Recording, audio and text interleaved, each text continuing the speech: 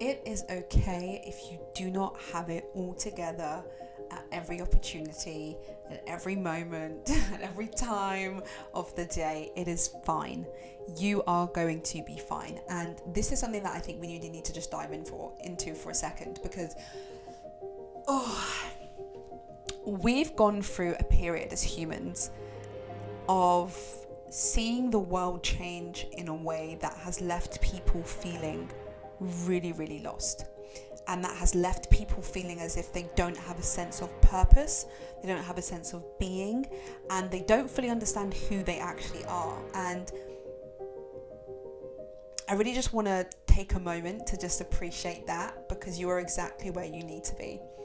I'm saying this to you and I'm saying it to myself. You are exactly where you need to be. There is nothing wrong with the moment in time that you're in, because I feel like when we try to rush certain experiences, when we try to jump the hurdles before even warming up, baby girl, you're gonna break something. Okay, you're gonna hurt your back. You're gonna pop a hip. Your knee gonna displace. Things are gonna go where they shouldn't be going. You're not ready. Okay, you're not ready. When I started my first company, Worthy and More, I used to feel like I wanted 10,000 people, 5,000 people showing up to all of my events. And then I did my first talk, and I just remember freezing and being like, oh my God, okay. And basically the talk was at my launch party, and it was like a speech basically. It was like my family and friends in the room. It's about 12, 14 people in the room. I panicked. Like in my brain, I was like, oh my God. I was like sweating. I think I gave a speech for about a minute, and then I just was like, thank you everyone, enjoy the night, bye. Like, it was quick, it was rushed, because I wasn't ready. So I was ready for that moment with those 12 to 15 people that love me and want to support me. But if I'm in a room with 500 people or 1,000 people or 5,000 people and I did that, they might not be given me the grace that my family did or my friends did. They might not be as understanding as everyone else is, because they know me personally and understand that speaking in public is not always my strongest point, which I'm working on.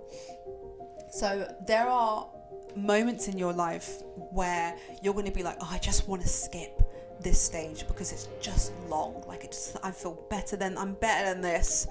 You know, I deserve more. Babe, you're exactly where you're supposed to be. You may feel lost, but you are not lost.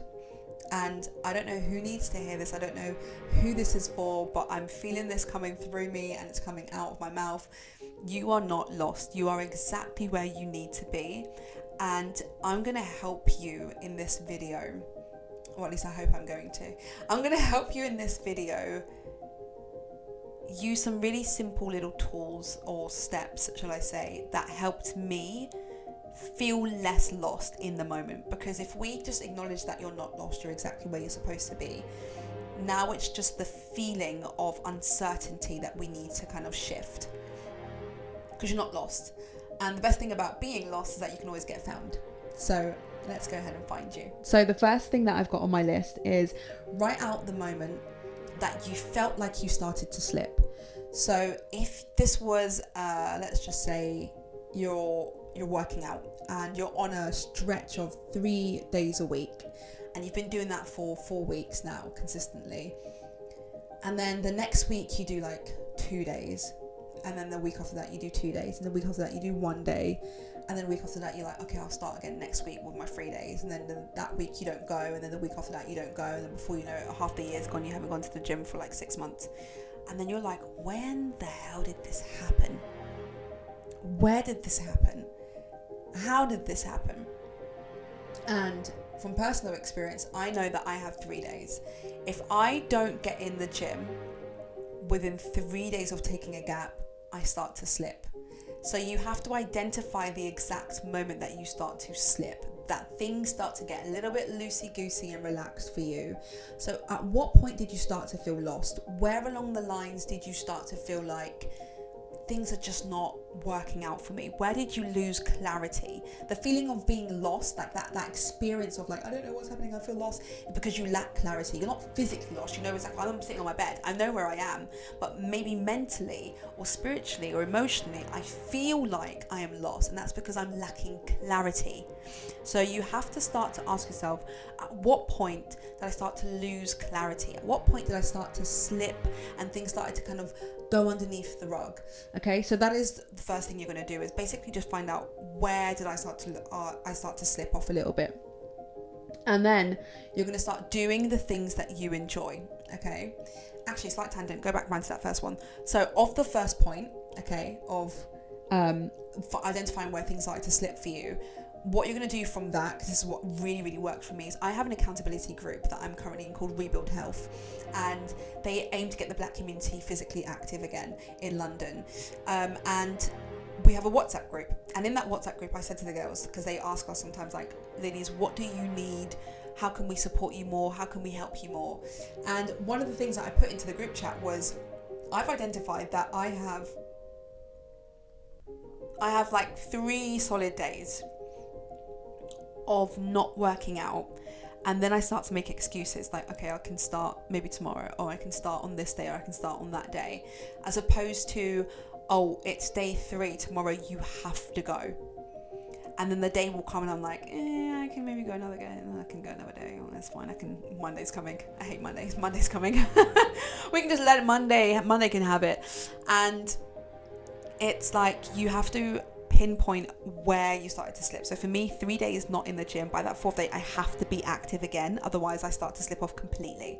And then weeks will go by and I'm like, oh, I haven't worked out since and you can't even have to look in the calendar, when did I go to the gym? So that is the first thing. Then I put it in the group chat with the ladies. So I was like, just an FYI, I have a 3-day streak, so if you don't hear from me after 3 days, please check in. And that is the next thing. Add someone who's your accountability partner. Find a group. You can even join Rebuild. Join a group where they will show you how you can change that pattern, how you can break that behavior. And they will also support you they'll hold you accountable, basically. They'll support you in being consistent. So that is one thing that really, really helped with me. So back to my other point. Do everything that you enjoy. So if you're feeling like, oh, I don't know, I'm just feeling lost, I don't know who I am or what I am or where I am and why, just make a whole list of everything that you really, really enjoy. Dancing, reading a smarty book. I love a smarty book. Whatever it is, bungee jumping, hopping out of an airplane, whatever that activity is called,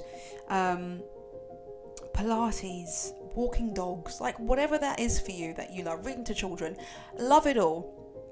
Write it in the list. Slot it into your diary and do those things, and bit by bit a piece of your identity starts to come back.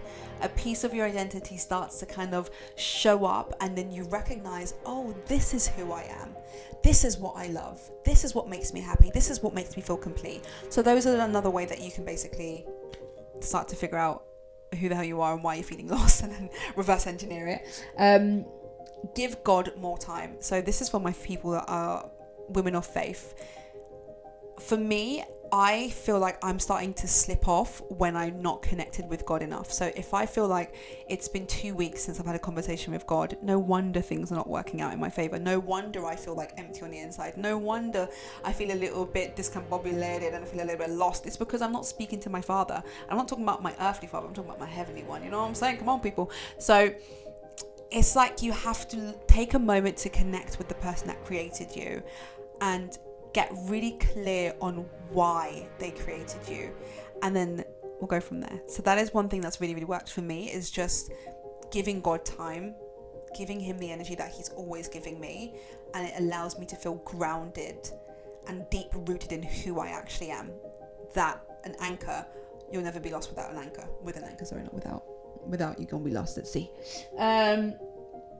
And then the last one is lean on those around you. And again, it goes back to having an accountability partner, but a little bit less than accountability and more just, it's not like, okay, I have by the third day you guys need to message me, and then I need to be back on it on the fourth. Like, that's not what I'm talking about in this particular point.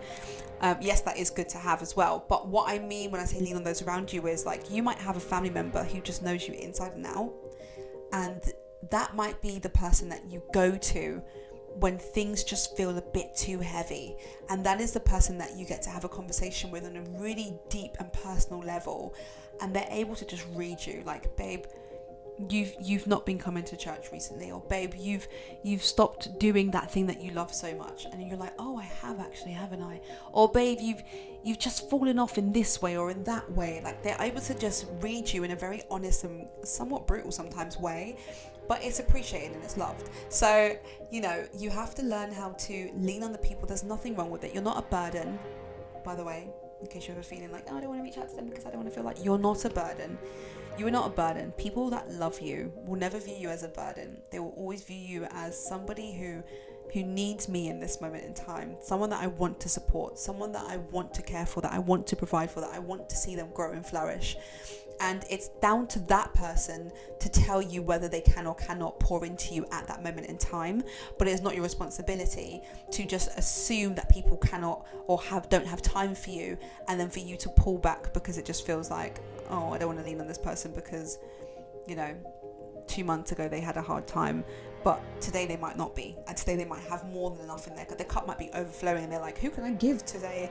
Who can I give to today? And you're just there on the phone like, oh, I wish I could call you. They're waiting for you, babe. So lean on the people around you, and they will always help you. They will always anchor you. Those are the things that will be your anchors. Finding out where you start to slip, that is your anchor.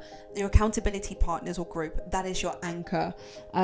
Doing the things that you enjoy, that bring you happiness and laughter and love and fill you with just all the good endorphins, that is your anchor. Giving God more time, that is your anchor. And leaning on the people that love you, that is your anchor. Find your anchors and you will never feel lost. And I think that's a good time to finish. See you next time.